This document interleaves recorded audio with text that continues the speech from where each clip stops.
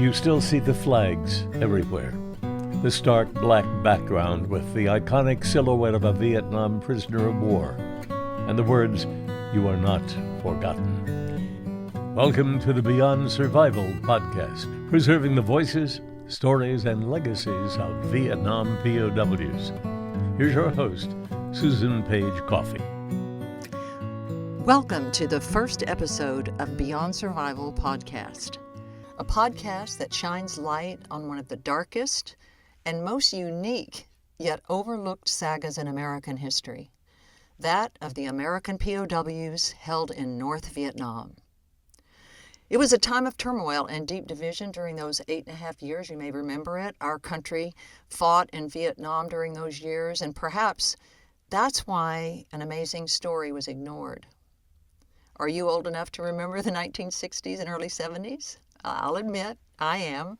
There were violent riots, protests on college campuses, and there were deep divisions over the Vietnam War, even with our own families, much like today, but for different reasons.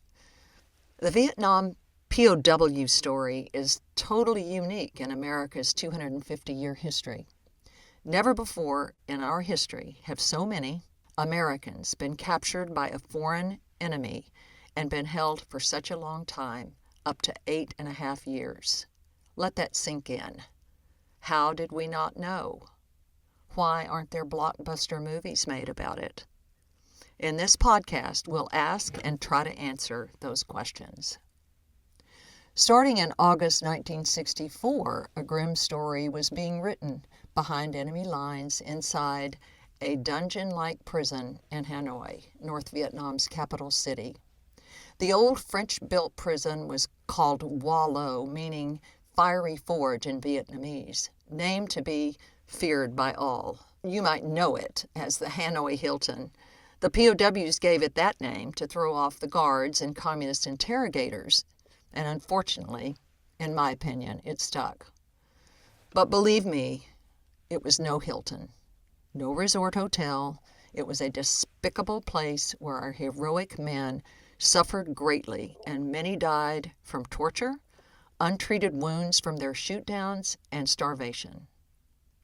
If those dingy concrete walls could talk, they would simply call it hell. The American pilots, navigators, and crewmen, Air Force, Navy, Marines, shot down, wounded, and held for up to 8.5 years, were extraordinarily resilient.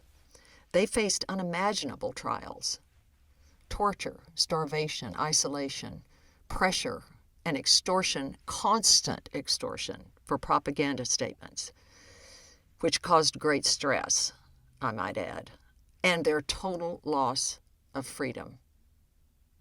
Yet through their sheer unbreakable will, they had creativity, military organization, and leadership. They risked torture every time and again, to communicate with each other. And especially through their deep faith in God, they turned a horrifying ordeal into one of the most inspiring stories of human triumph you will ever hear. From my own experience as a military wife, mother, and widow twice, I have a better than average understanding of the trauma of separation, loss, and struggle military families endure. But nothing I've ever experienced, and I would guess you as well, comes anywhere close to the terror, isolation, pain, and loss felt by our Vietnam POWs for such a long time, for so many of them. I have made it my mission to expose the Vietnam POWs' inspiring stories from the fiery forge prison to as many Americans as possible. We of older generations have a sacred duty to pass along powerful, uplifting experiences from history to those who come along after, so they don't repeat the bad ones and learn from the good ones. I guarantee that our children and grandchildren, mine aren't, except from their grandparents like me, are not being taught of the service, sacrifice, courage, and honor of our Vietnam POW heroes. I hope you'll be surprised, enlightened, and inspired at what you hear on this show. I lived through the Vietnam War as the wife of Colonel John Ditto, a 24-year Marine Corps fighter pilot who served 2 Vietnam tours. We had a rewarding Marine Corps life. I loved our life in the service, and we had a happy marriage. But that was cut short in 1981 when John died in a Harrier jet crash very close to our home. There is really nothing I can compare to getting that knock at my door. It's devastating. And every time someone loses their life, and I know the parents are going to have to be, or the wife, the survivors are going to have to be notified, I think about that moment in time. And I think about the POW wives who got their tragic news that way too. Years later, I married John's and my friend, Captain Jerry Coffey, Navy reconnaissance pilot and one of those remarkable POWs who endured over 7 years of captivity in the fiery forge. Jerry and John were not just fellow naval aviators, but they were dear friends, bonded, by so many things, but by their love of country and a shared commitment to service and honor. They also loved football and flying jets. And Jerry's story also inspired me to move beyond my grief and just barely surviving and to learn how to thrive on my own, raising my 2 young children alone. I'm calling this episode Firing Squad to Fiery Forge. Excerpts from Jerry's book, Beyond Survival. Author Nelson DeMille describes Jerry's book, Beyond Survival, and says it yanks you right out of your easy chair and into the terrifying world of a North Vietnamese prison. This is more than a POW story. It is a moving and inspirational message of hope. It stirs the inner strengths we all need to survive our own Hanoi Hiltons. Chapter 1, Beyond Survival, February 3rd, 1966. And I summarize here this first part. Jerry had been shot down in his Vigilante RA-5C reconnaissance aircraft as he was returning from a mission over North Vietnam, and he was headed back to the USS Kitty Hawk aircraft carrier in the Tonkin Gulf when he felt the hit. It was his last mission before he was going to be going to Hong Kong on R&R. He was so looking forward to that, and soon to be going home to Florida to be with his kids and wife Bee, who was 8 months pregnant with their 4th child. It became clear early on his way back to the Kitty Hawk, that he had to eject. And he did. And as he lay unconscious in the waters of the Tonkin Gulf, he saw that Bob Hansen, his navigator, was floating in the water. And he later learned that he had died by either friendly fire when our aircraft tried to come over and save the men, or by the militiamen's weapons. Jerry later learned that he had a dislocated shoulder, broken forearm, shattered elbow, and many cuts and burns from just that violent ejection. But soon he was captured by militiamen from a nearby village and was blindfolded and taken there. And now I begin to read his chapter. A town administrator began an interrogation and asked Jerry about his aircraft and the name of his aircraft carrier. Jerry's answer: I am required to tell you only my name, rank, serial number, and date of birth, 625308, June 2nd, 1934. You are not a prisoner of war. You are a criminal. Again, he pressed me on the type of aircraft and the name of my carrier. Again, only name, rank, serial number, and date of birth. Obviously, you are a diehard, so we have no more purpose for you. Tell your last words to the priest. I have nothing to say.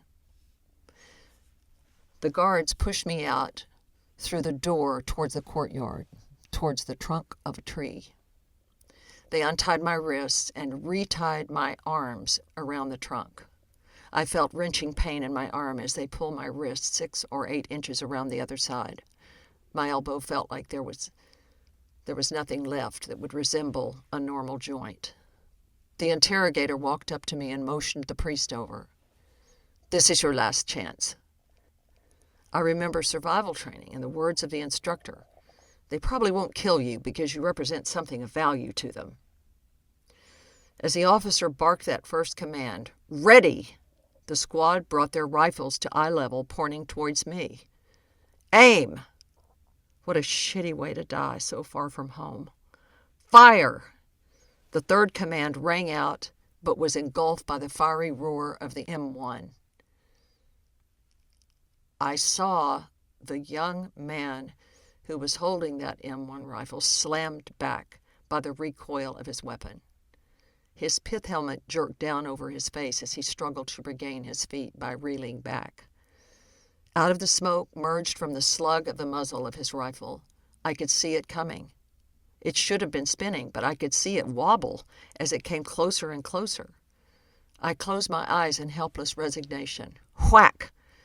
The slug slammed into the tree trunk next to my ear. The splinters from the impact stung my neck and cheek. I kept my eyes closed, waiting for the next slugs. I waited. The roar from the gun gave way to a great deal of shouting and jabbering. I saw them all converge on the kid with the M1, shaking their fists and fingers in his face. Totally limp and incredulous, I realized that they had indeed been bluffing. "So you think we are through with you?" The guards untied my arms, and I noticed the gaping wound in the trunk of the tree, what my face would have looked like had he not missed. Now they shoved me back to the other side of the courtyard. With his rifle, one of the guards forced me down onto my knees and finally flat on my face in the dirt. They tied the rope around my upper arms very tightly until it cut off my circulation. With his foot behind my neck, he cinched my upper arms behind me. The pain on my shoulders and injured arm was unbelievable. I could feel the cartilage pop in my clavicle, my sternum, and in the joints in my shoulders. Then they grabbed me and threw the remaining rope over a limb and hoisted me up, taut against the tree, until the tips of my toes were touched the ground, leaving me there in a hanging position. Then they left me. How could they? There was hot, wrenching pain. It was constant and getting worse. Driven by the raw need for relief, my mind raced. Then I could no longer concentrate on an intellectual solution. The pain was coursing through my arms in waves now. As my mind became more enmeshed with my pain, I became less aware of the world around me. From somewhere came the guttural sounds of a wounded animal, grunts and whines and sobs. It was me. Finally, the guards came back after, I assume, 20 or 30 minutes. They came back to begin their fun and games. They began pushing me around to the back side of the trunk so my feet couldn't touch the ground. I cried out, I cursed, I yelled, and tried to kick at them. The administrator came out with the filthy rag that had been my blindfold. It was stuffed in my mouth as a gag. I tried to twist my head away, but the other guard held me by the hair and ears while his companion shoved the rag into my mouth. He poked with his gun. I tried to twist my head away, but the other guard held me by the hair and ears. He poked the rest of the rag into the barrel of his rifle on the final thrust. I heard a crack and felt the sharp stinging of half of one of my front teeth breaking off. I was so furious and demoralized, and I was hurting so badly. My shouting cries were nothing more than growls and gurgles lost in the wad of cloth. My tormentors followed through on the momentum of my kicks and had a pretty good rhythm going now. Down and around the downhill side of the tree with no ground beneath me, roll around the uphill side, touch my toes briefly, then push me with the rifle back down the far side of the tree again, just like a tetherball in slow motion. My thoughts were fragmented. Code of conduct, aircraft carrier, type of pain, name, rank, serial number, Bob Hansen. Alive, pain, more. Oh God, please help me get through this. Help me do what I need to do. Help me be strong, Lord, please. They just kept playing with me, laughing, taunting. They really seemed to enjoy what they were doing. I was soaked with sweat. My shirt and trousers were sopping wet. Then suddenly I noticed the blurry face of my inquisitor standing in front of me. He grabbed my hair and pulled my face down toward him. The pain was causing me to gray out like when I was pulling too many G's in an airplane. My peripheral vision narrowed to a small hole. All I could see was his flushing, contorted face. He pressed the palm of his hand against my sweaty forehead and pushed my head back against the trunk of the tree. He picked gingerly at the rag that had been stuffed in my mouth, unraveled it, and dropped it at his feet. The relief that was constant was instant. I hadn't even realized how suffocating the gag had been and how much it was contributing to my desperation. I was gasping for air. "Well," he said, his eyes narrowing. I was shaking my head no, as I heard a reluctant, raspy voice whisper, "RA5C, Kitty Hawk." The voice was my own.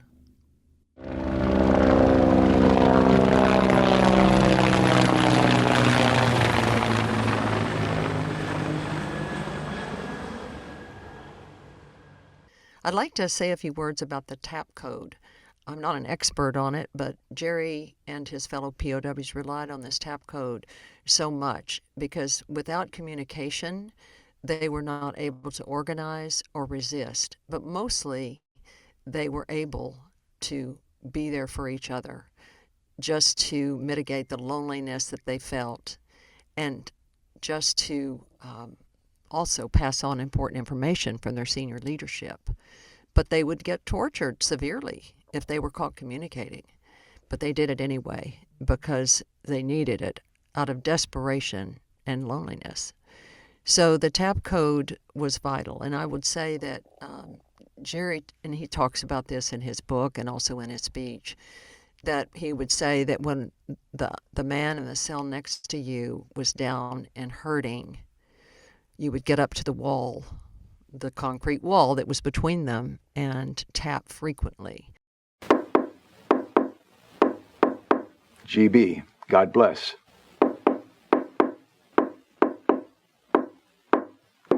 GBA, God bless America. Every single night they supported each other. That was faith in each other to keep each other's spirits alive and keep them from the despair that was so routine there. A total of 591 POWs, 566 military, 25 civilians, were released February 12th to April 1st, 1973, in Operation Homecoming, including 32 military men who escaped. A total of 662 military POWs got out of Southeast Asia prisons alive. That is the end of this first episode. Thanks for listening, and we hope you'll join us again. For more information about the Beyond Survival podcast, go to goingbeyondsurvival.org.